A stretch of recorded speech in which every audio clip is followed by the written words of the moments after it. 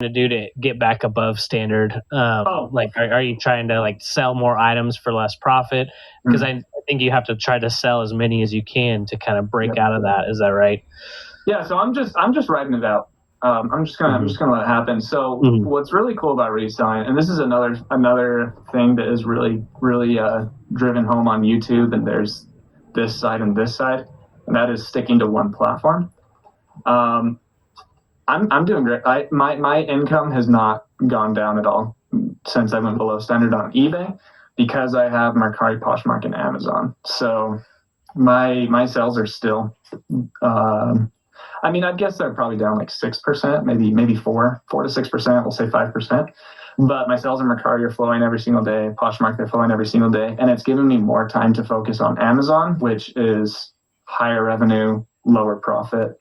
And we can talk a little bit about that later. But I'm in no rush to actually get my store back to. I'm just going to let it organically happen because it was literally just that 2 weeks of shipping issues that got me below.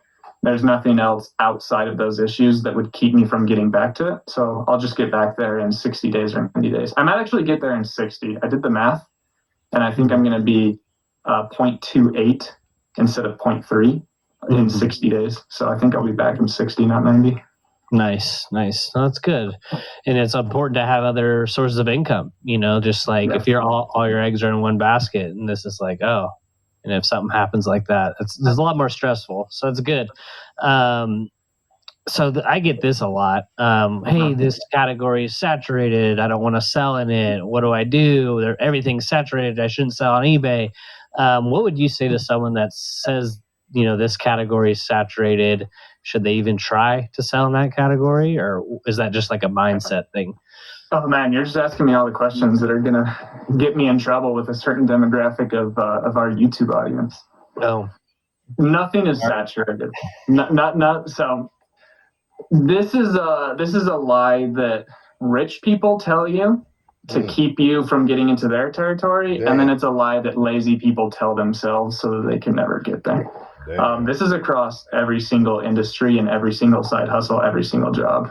Everything that can make you above average income and up is always oversaturated.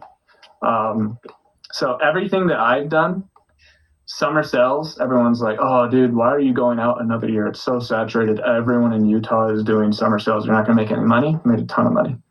Why are you selling on eBay? Like it's the pandemic. Everyone's selling on eBay. You're going to make no money. Make a ton of money. Oh, now that people aren't buying as much on eBay, like it's way too oversaturated. Still making great money. Now, when it comes to individual categories, this is where sell-through rate comes in. And I know that people are probably sick of me talking about sell-through rate, but in every single category and every single brand, 1 to 5% of the items sell in 1% of them sell the day you list it, and then 5% sell within the month you list it, and then an extra 3% sell within 90 days. So it's our job to find those 8% of items. And then you can go outside of that too and find maybe 10% of items. So there's no so today I found a Tommy Bahama shirt. Everyone knows that Tommy Bahama has, according to my 90-day calculation, it has like a 20% sell-through rate, maybe 30, but not the coconut point one. So I found a Tommy Bahama, the coconut point, and that has a 200% sell-through rate. So is Tommy Bahama saturated? No, you just have to find that 1 to 5% of Tommy Bahama is. Are cassettes saturated? Yeah, there are. I think if we search cassettes on eBay, I think it's going to be over 1 million. Let's see. Yeah. Cassette. There is.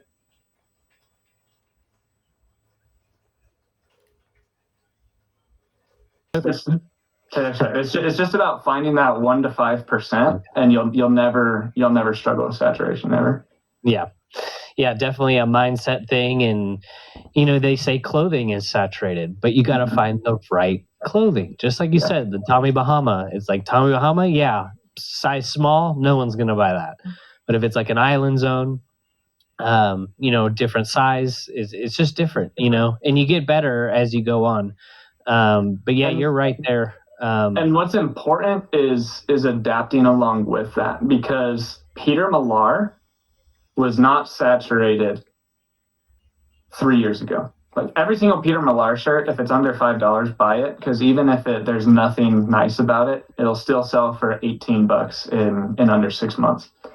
Then it got saturated, but Summer Comfort Peter Millar was still selling great. So don't even look up prices. If it says Summer Comfort on it, just buy it. It'll sell for $24 in under 6 months. Now Summer Comfort has less than a 30% sell-through rate. Peter Millar Summer Comfort isn't a buy for me anymore, but it was, I don't know, 8 months ago, but it's not today. So you have to keep actually understanding what is moving and what actually is getting saturated. So I guess it's fluid, you know, because yes, things do get saturated, but there's no such thing as a saturated category. There's just saturated subset of items that you just avoid and get the good ones. Right, and especially with seasonality and a lot of these items we sell too. That's why, like, the importance of learning, right? Constantly listening, learning, checking sell-through rate, sourcing, and the seasons come and go. Just like with Madewell jeans, I don't even pick those up anymore. 3 years ago, everyone was picking up because the sell-through rate was that much better. So it's just like the importance of constantly learning, looking up items, because what might sold great 6 months ago may sell half as well today. And as a business owner, you got to stay on top of it. And then it might ramp back up 6 years from now. And so you just got to keep looking everything up as you go. Yeah. If you want to hold a Tommy Bahama for 6 years, you guys can do that. You can run your business how you want. And I mean,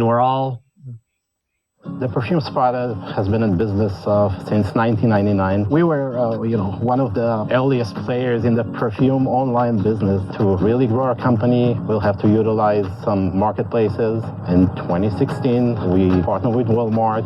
It really took us by surprise from a small storefront in Staten Island, New York. Today we're in a big warehouse in Edison, New Jersey. We saw some record numbers, and we set up a kind of high bar for 2023 to grow about 30% our business on the Walmart marketplace. We are the Perfume Spot, and we are a Walmart marketplace seller.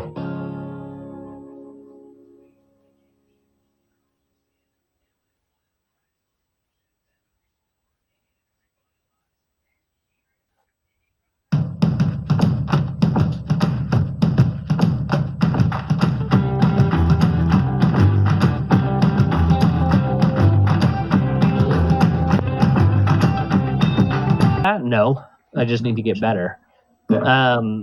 So now just like dipping into content, you've been making, I don't know if it's been quite a year, maybe a little over a year. You've been on YouTube now. And has that helped or hurt your business, do you think? Because you do a lot of shorts and there's a lot of people that are waiting in line with you.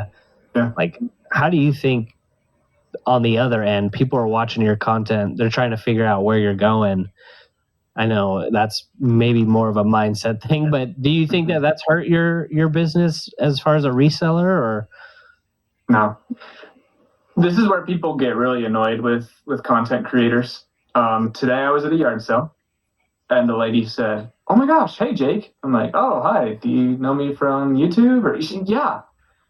So I bought a few things from the yard sale, and then she's like, "I sell on eBay, but a lot of my stuff isn't moving. So do you just want to take a look at my eBay room and just tell me whatever you want? I'll do a good price for you."